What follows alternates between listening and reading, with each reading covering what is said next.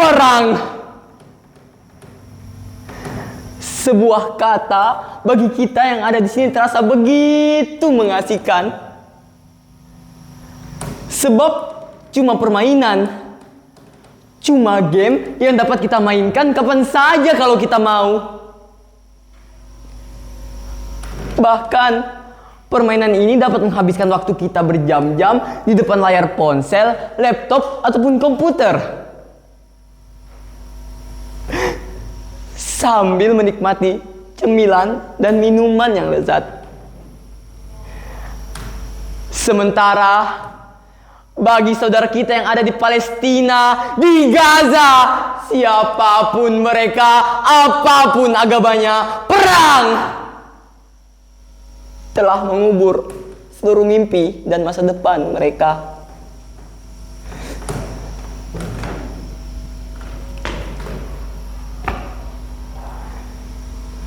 Sejak perang berkecamuk, belasan ribu anak-anak telah terkubur. Orang dewasa telah mengubah dunia ini menjadi tempat yang menakutkan dan penuh ancaman. Bahkan sampai ke dunia rekaan, dunia virtual, ancaman itu tidak berakhir.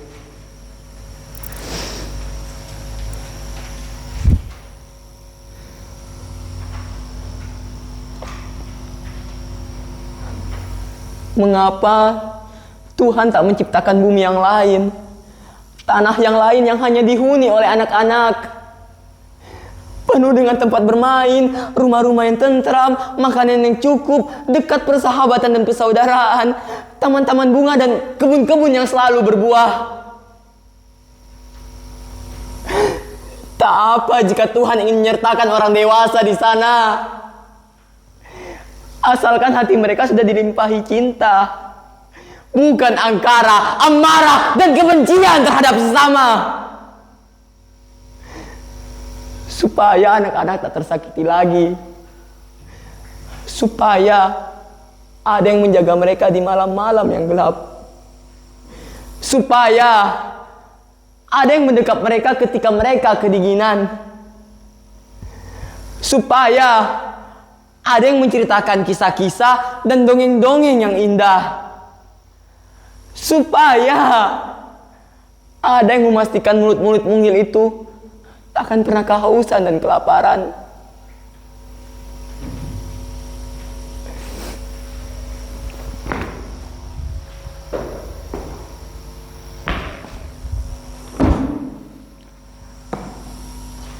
Aku mendapatkan perahu itu bermil-mil jauhnya dari sini. Berhari-hari aku menyusuri pantai, mencari perahu nelayan yang tak terpakai lagi dan memintanya untuk kugunakan mengangkut sahu. Aku beruntung, Pak Nyoman, nelayan tua yang baru saja mendapatkan bantuan perahu baru, memberikan perahu lamanya untukku. Dengan dibantu Pak Nyoman, aku menyusuri laut dangkal dan membawa perahu itu hingga ke tempat ini. Dengan perahu itulah aku dan teman-temanku, Made, Joshua, Christine, Ali, Butet, Harun, dan Melin akan pergi jauh sekali.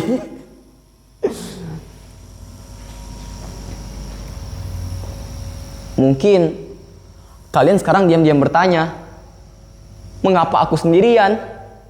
Di mana teman-temanku itu? Sabarlah, pelan-pelan kalian akan mengenal mereka. Mereka ada, tapi terkadang seolah-olah tak ada, atau bahkan dianggap tak ada. Aku malahan prihatin karena tak berhasil menemukan kalian. Aku sudah mendatangi rumah-rumah baru kalian di Kampung Maya itu, mengunjungi alamat kalian satu-satu, meninggalkan pesan, tapi tak ada satupun dari kalian yang menjawab pesanku itu. Tapi tak mengapa, mungkin aku memang bukan teman yang asik. Aku kutu buku, introvert, dan kurang update soal-soal kekinian yang biasa menjadi keseharian kalian di Kampung Maya itu. Karena itulah aku menyisir ke daerah pantai ini, hingga aku menemukan ide sederhana ini untuk membuat perahu persaudaraan yang akan berlayar ke laut lepas menuju Gaza. Dan saat perahu itu aku tampilkan di media sosial, mengajak siapa saja yang mau ikut berlayar denganku, kalian menertawaiku dan menganggapku sakit. Makanya jangan kebanyakan baca novel, bisanya berhayal melulu. Kasihan hidup di zaman teknologi, tapi pikirannya masih nenek moyangku seorang pelaut. Itu perahu dipakai mancing aja jebol, gimana mau dipakai belayar? Urusan Gaza udah ada yang lebih pantas ngurusnya. Jangan ngadi-ngadi deh. Pelawak, sayang nggak lucu. Ya, begitulah cara kalian menanggapi ajakanku. Aku bahkan merasa memang sudah tak waras dengan hidup ini. Tapi untungnya pada suatu malam, Made, Joshua, Christine, Ali, Butet, Harun, dan Melin, teman-teman lamaku itu mengunjungiku di pantai ini. Saat itu aku sedang tertidur di perahu itu. Idenya sederhana, bermula dari hobiku yang memainkan game peperangan dan rasa kasihan yang tiba-tiba muncul kepada nasib anak-anak korban perang di Gaza. Aku mengajak teman-temanku untuk berkumpul dan berpikir untuk melakukan sesuatu. Bagaimana kalau kita mengumpulkan uang atau barang atau pakaian atau apa saja selama 1 bulan, lalu kita bawa pergi berlayar? Begitu kata Melin. Aku akan membuat lagu-lagu cinta untuk anak-anak di Gaza. Lagu-lagu itu akan kusebarkan di seluruh akun media sosial. Dari sanalah kita akan mendapatkan empati yang besar dan sejumlah uang untuk membantu Gaza. Ide dari Joshua ini langsung disetujui oleh Butet. Mereka berdua memang hobi bermusik, tapi untuk Joshua sangat spesial. Meski masih sangat belia, ia sering dipercaya untuk membuat komposisi musik untuk kebaktian di gereja. Kini aku membayangkan Joshua seperti mewarisi bakat Amadeus Mozart. Lain lagi dengan Ali dan Harun.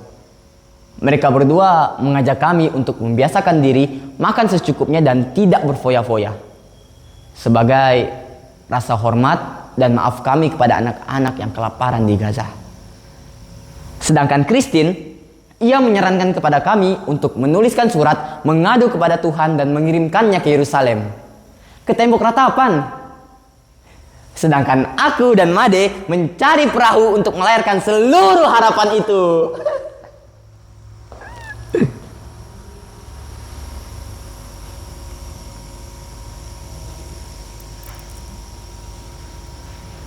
Ya, semuanya sudah kulakukan. Sebisa-bisaku, semampu-mampuku demi membuat teman-temanku berbahagia. Juga bangga karena memiliki aku. Lihat, di perahu ini telah kami kemas seluruhnya. Surat-surat, sajak, sepenggal doa, air suci dari pura kuil dan gereja, mainan dari masa kecil yang masih tersimpan, semuanya. Kami mengumpulkannya hari demi hari dari siapa saja yang ingin melakukan sesuatu sebagai ungkapan rasa cinta.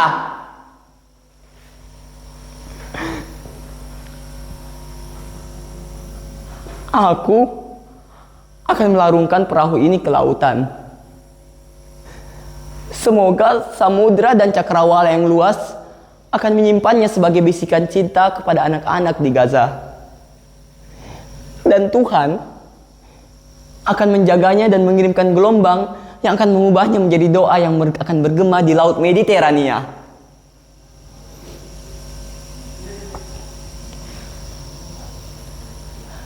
Kami tahu apa yang kami lakukan ini seperti setetes air di samudra penderitaan saudara-saudara kita di sana. Tapi dengan cara itulah, dan aku ingin sekali ada untuk membantu saudara-saudaraku di sana. Sangat-sangat ingin menjadi kebaikan yang akan dikirimkan Tuhan kepada mereka. Mungkin kami seperti seekor semut yang membawa setetes air untuk memadamkan api yang membakar Ibrahim alaihissalam. Air itu hanya akan lenyap, menguap di hadapan kobaran api. Tapi dengan cara itulah, dan memang hanya itulah yang bisa kami lakukan untuk sekedar mengatakan rasa cinta dan sayang kami kepada anak-anak yang telah mati di Gaza.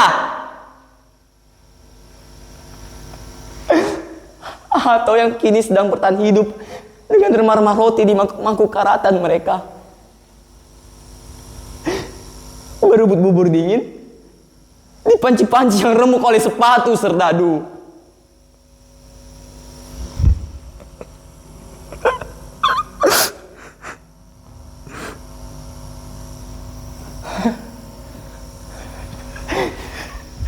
Made, kau sudah siap? Kita akan berlayar. Perahu itu sudah kuperiksa dengan sangat teliti. Semuanya aman. Bagian-bagian yang rapuh sudah kutambal dengan lem dan seng.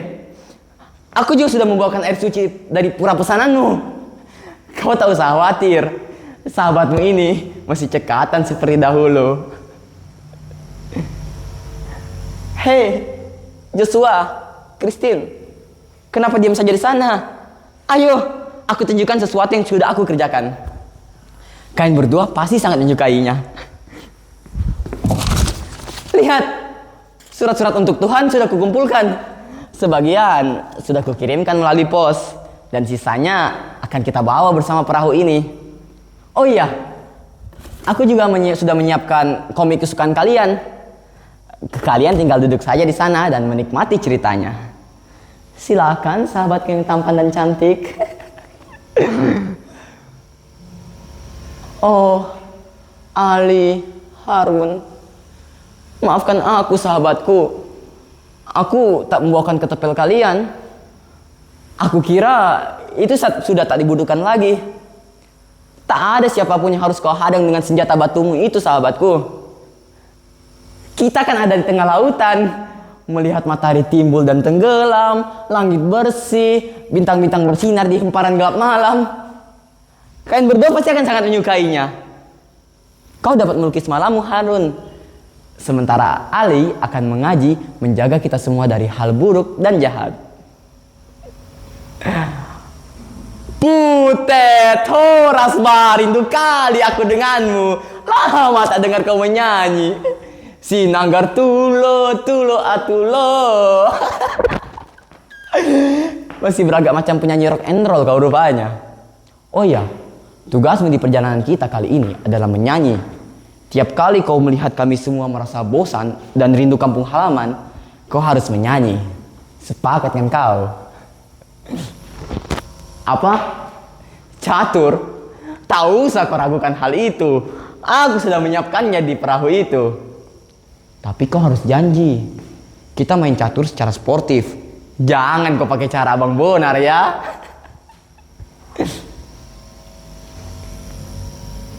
Melin, ada apa? What?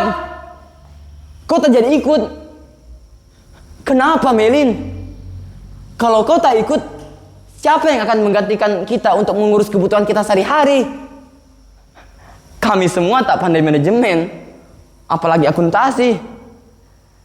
Siapa yang akan mewakilkan kita jika tiba-tiba ada orang asing yang datang dan menanyakan hal ini itu? Hanya kaulah yang menguasai bahasa Inggris, Jerman, Perancis, dan Rusia. Ayolah Melin. Apa? Kau akan ikut orang tuamu ke Australia?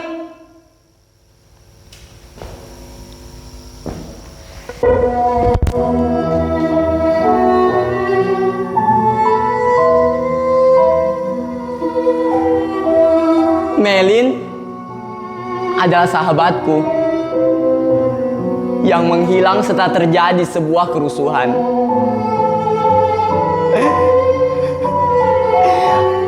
Made mati karena leukemia. Ia tak tertolong karena ayahnya hanyalah seorang nelayan. Pak Nyoman yang memberikan perahu ini untukku. Butet, ia juga sudah tak ada. Ia menjadi korban saat terjadi perkelahian antar dua kelompok pemuda di kota kami. Ali dan Harun. Aku berjumpa dengan mereka di sebuah olimpiade matematika untuk siswa sekolah dasar. Setahun setelah mereka kembali ke negerinya, aku sempat mendapat mereka tertangkap sebuah kamera di sebuah berita di televisi. Keduanya tertembak di dada saat menghadang serdadu dengan senjata batunya.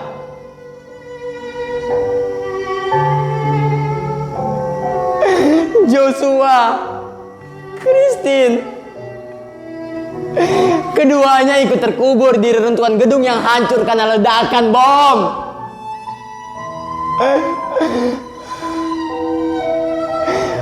Mereka lah sahabat-sahabatku. Orang-orang yang mungkin tak pernah kalian kenal atau bahkan kalian anggap tak ada. Tapi bagiku, mereka hidup dalam benak dan hatiku. Mereka hidup dalam catatan kelam.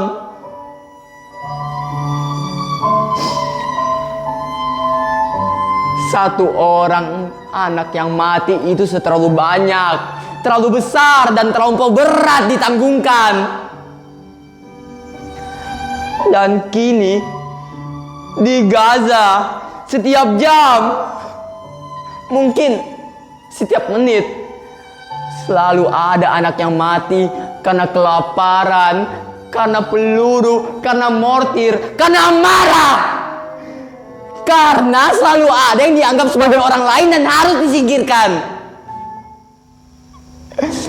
Mengapa amarah dan kebencian itu tak pernah berakhir?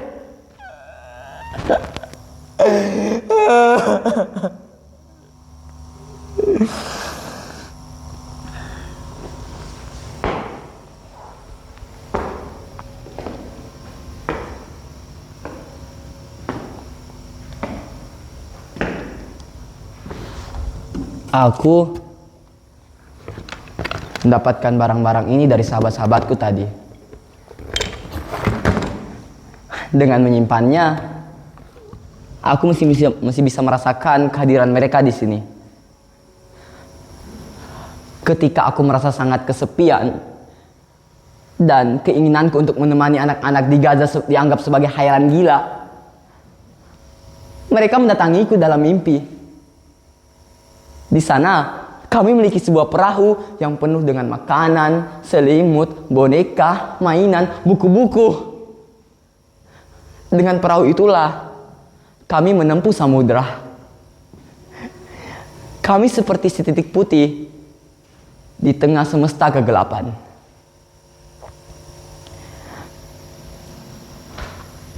Aku sangat-sangat ingin menemani saudara-saudaraku di sana. Maka setiap hari sepulang sekolah atau di hari libur seperti ini, aku datang mengunjungi perahu ini, mengumpulkan apa saja yang kuanggap bisa kuberikan kepada mereka. Aku membayangkan mereka tersenyum dan memelukku ketika menerimanya.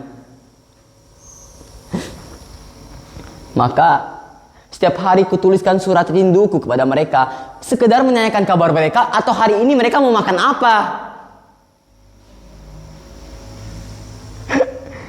Kadang seharian aku membayangkan ikan-ikan yang ada di lautan terbang menuju ke Gaza dan menjadi lauk pauk yang telah matang di piring anak-anak yang kelaparan.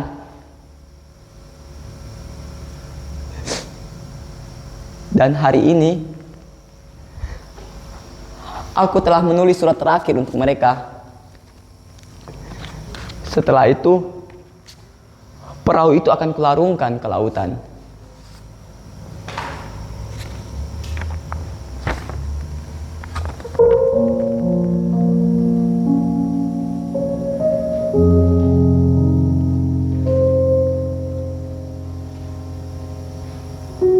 Tuhan,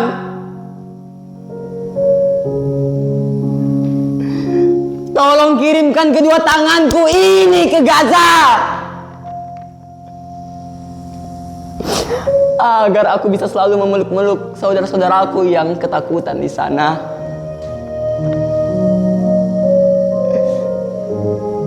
Tolong kirimkan kedua kakiku ini ke Gaza,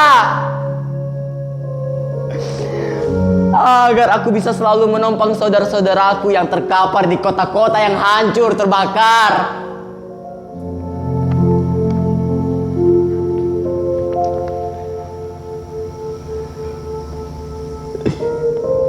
Tolong kirimkan sepasang mataku ini ke Gaza, agar aku bisa menggantikan mata anak-anak yang menangis karena ketakutan dan kehilangan.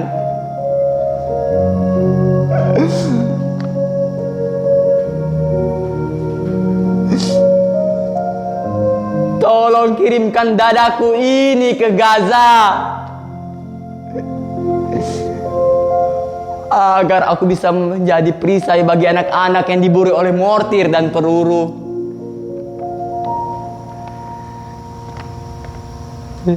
Tuhan,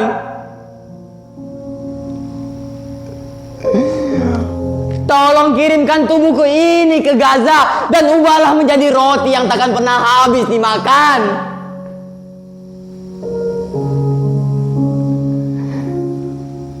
Agar tak ada lagi anak-anak yang kelaparan di bumimu yang kini penuh angkara.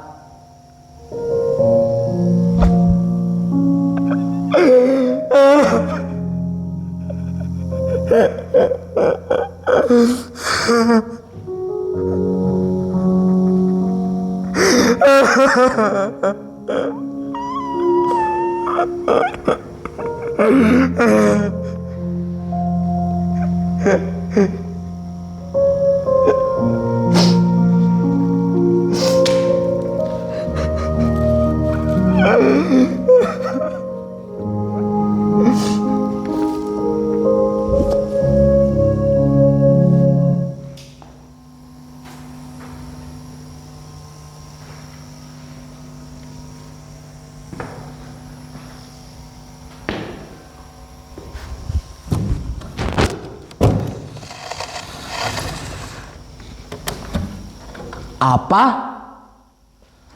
Kalian menanyakan aku siapa? Namaku Nusantara.